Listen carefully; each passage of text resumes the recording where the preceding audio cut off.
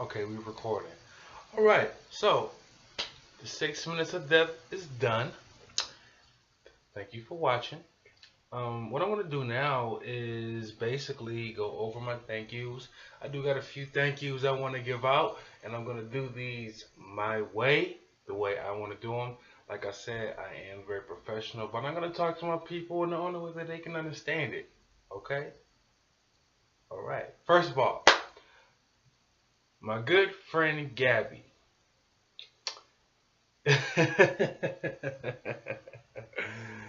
Thank you for being such a good friend for me when I needed one and bringing me apple juice when I had my feet operated on in those barracks and introducing me to them HAMBIZs. I remember when we made that shiny cake for your dad. Gabby, I just want to thank you for so much, Gabby, yo, for being my friend when I needed one the most. You know what I'm saying?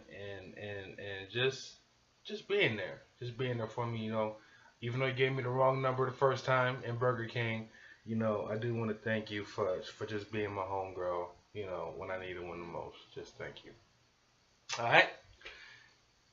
My friend Danielle, aka Lil Dookie, thank you for getting me that hotel room New Year's night, even though you wasn't there. My bad on that. But thank you for letting me stay with you, man, when I wanted to get the hell out of them barracks, even though you never really appreciated me in your crib. We used to watch the Boondocks and you used to make me eggs and biscuits with gravy, and it was good, man. It was so good. But anyways, thank you, Lil Dookie, man. Um, let me use some of them food stamps too, Danielle. So thank you for that. That's how I survived for a little bit. So I want to say thank you. The next thank you I want to give out is to my good friend Mr. O'Sullivan. I met you when you were on, well, when we had CQ together, and it just became a great friendship, man. We still friends to this day. Who would have thought I would have been friends with a skinny white Irish dude? But O'Sullivan, man, I want to say thank you, man, for just hanging out with me in the barracks. You made CQ much better for me. We played Dead Space in the barracks, man. It made the time fly by so fast, and it gave me a little glimpse, just a little glimmer of light in those barracks, man. Another thank you I want to give out, my man Corey, Mr. Schamberger, my homeboy, man. We used to go out party at Cowboys and drink beers, man. I met you in WTU, also a cool Alabama dude, man. Corey, you gonna be my dude for life. Um, Chris Westbrook, man. Even though you passed away, we had a damn ball together, man. We did a lot of stuff. We had a ball together. Once again, another WTU soldier I met in the barracks, man. It is very, very, very, very, very unfortunate what happened to you, man. But as long as I'm alive, you're gonna be alive. You know what I'm saying? My memory, your memory it's gonna be my memory, man. Um, Next, my nigga Charles. What's up, Charles? Met you in the barracks, man, and playing the fucking video games all day. You know what I'm saying? Playing Call of Duty online, making people mad, listening to the applies. What's in my pocket, dog? Big face hundreds. So Charles, hey man, you still my friend right now, man. You live about 40 minutes away from me in Riverdale, man. So hey, we do it all, man. So hey, thank you very much. Another very special thank you is to the people who put me back together. All right, Fort Carson WT, well, not Fort Carson WTU, but Fort Carson's physical therapy team. James, Mike, Danielle, and Brittany. And there were two other sergeants. One was a female. She went to Germany and came back, and I was still in physical therapy. And then another one was a male. I forgot his name. But James, I hope Kansas City do good. Mike, I got my first card through Mike.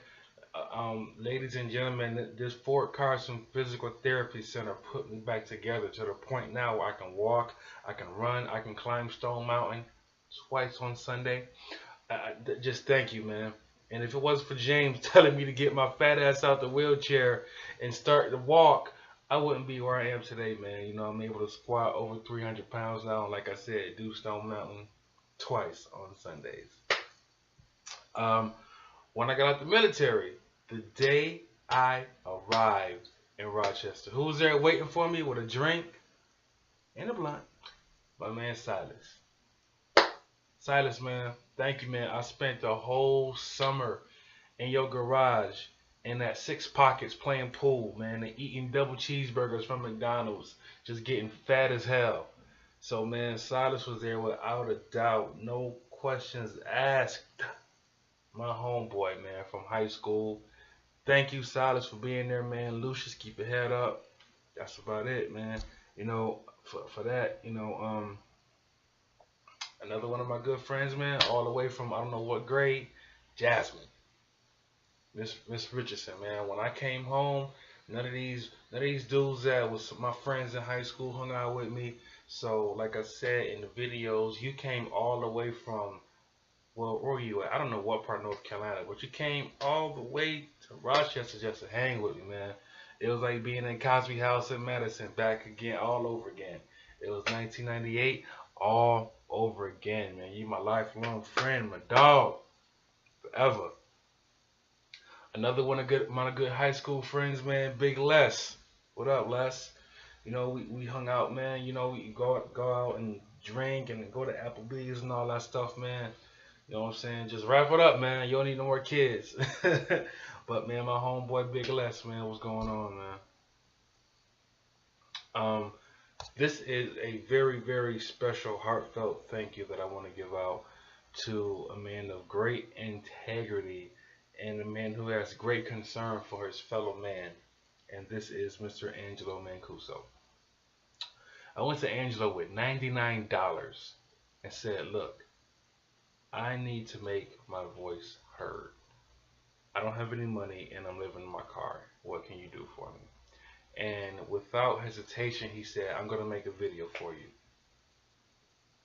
That right there, I mean, this dude went out of his way to do work that was worth way more than $99, which I ended up paying him more after, I had to empty out my IRA. But for this man not to even question, he just seen the concern and the need and the desire for me to get my story out there. And he made my Cry for Help documentary, and we recorded the video actually in his apartment. I was a little bit skeptical now when I went in your basement. Well, when I went in your apartment, Angelo, I thought I was going into like a basement somewhere. But Angelo, man, you a great man. And if anybody's out there, he's still a filmmaker. I believe his film company is called White Hot Films. He travels to Toronto a lot. He's Italian and he likes wine. Get that man a glass of wine. Angelo Mancuso, thank you. Okay, next. I actually wrote something for this man. It takes a man of many accomplishments to swallow his pride and humble himself enough to ask for help. It takes an even bigger man to make a promise not only to help a soldier, but make that promise to the mother of the soldier who lay injured in the hospital bed. General Dixon made that promise to me when I was injured back in 2007. He told me and my mom if I ever need anything, I can look him up. I was hesitant to do so, but once I looked him up, he got me enrolled in the CBS Warrior Salute program, and life started to turn around. So, Mr. General Dixon, I thank you very much for that, and I volunteer so much now so I can pass on that goodwill that you gave to me, and I let other people know what that feels like to have someone actually give a damn about you. And I'm hoping that maybe one day I can change somebody's life like you did for me back in 2007. No, I'm sorry, 2010 when I got out. The CBS Warrior Salute program, CBS Monarch and the Warrior Salute program. You guys took me off the street and you gave me an apartment. I had my first interview with Laura and I believe the principal of Penfield High School. I can't thank you guys enough for what you did for me back then. I lost weight in the fitness center, going swimming with the guys. Oh man, supervising my guys, man. Supervising them guys on the spice floor. It made me feel like I was a somebody again. Messing around with Eleonora and David and Tom and those guys and watching them come back from the Special Olympics with all their awards, and just what those guys being so proud to just work. And a few of our guys actually got integrated into the civilian workforce. I had a great sense of pride knowing that I was a part of that process, helping these guys who most people would just look twice, who wouldn't even look twice at these guys.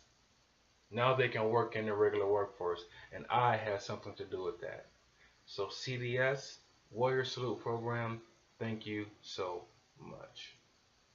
Um, Next, when I was at the lowest point in my life, I wanted other people to feel the same pain that I felt. Okay, I was stripped of all my pride, all of my dignity, and all of my concern for humanity. And in a world where all I needed to hear was one yes, I heard two no's. And those two no's came from my barbers, Sharif and Anton, out there at Flawless Barber Shop. You guys both have your separate barbershops now. Both are still very successful, but guys, let me thank you so much because I was ready to do something so crazy and off the wall, and I wouldn't be here today if it wasn't for both of you guys sitting me down and telling me I have too much to lose. Thank you very much. Next, I'm going to move on to my church family. C3 Church on Fire, now at the historic Parcells Church in Rochester. If you want to praise good, hallelujah, Church on Fire time, then you go see Pastor Marlo V.N. Washington and the great Reverend Garrett at Christ Community Church of Rochester. Church family, I love you. I love you. When me and my mom got up there singing that gospel, that was my release of all the pain, the bullets in my leg, the depression, the drinking myself to sleep, the medicating myself to sleep, feeling like I was nothing. All of that went away when I was up there singing that gospel and just seeing people cry, not because they're in pain, not because of feelings of sorrow, but for their love for the Lord and for my love of being up there with my mom singing that gospel. C3, my church family. I love you guys. I love you guys so much. Hi, Hannah. Hannah's my favorite kid at C3. How you doing, Hannah? And last but not least, to my mom. Dear mama, one of the hardest moments of my life is when I was getting ready to go to Iraq. You gave me this big hug, and you cried your little eyes out.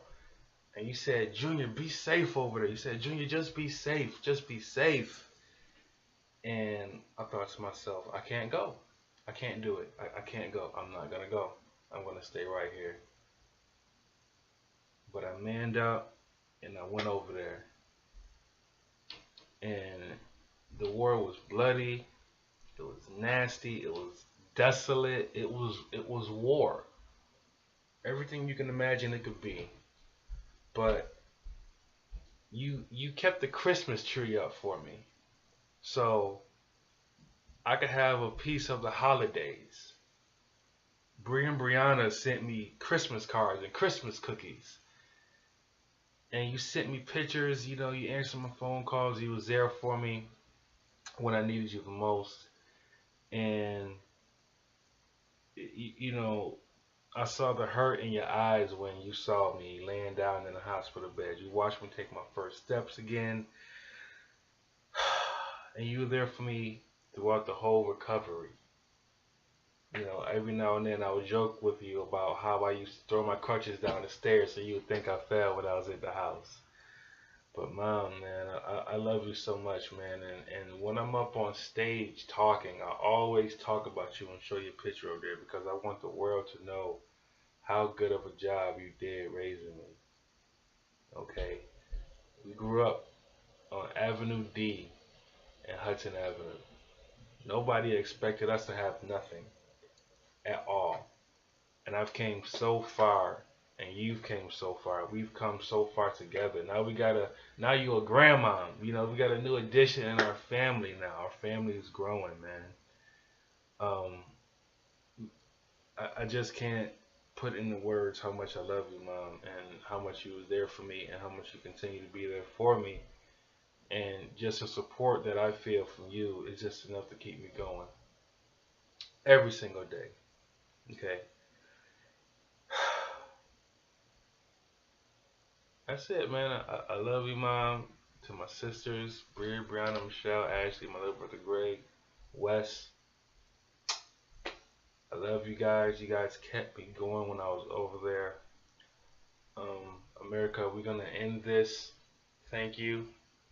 It's going on 16 minutes here. I just wanted you guys to really appreciate my story, and I want to get my thank yous out to the people who were there for me when I needed you the most.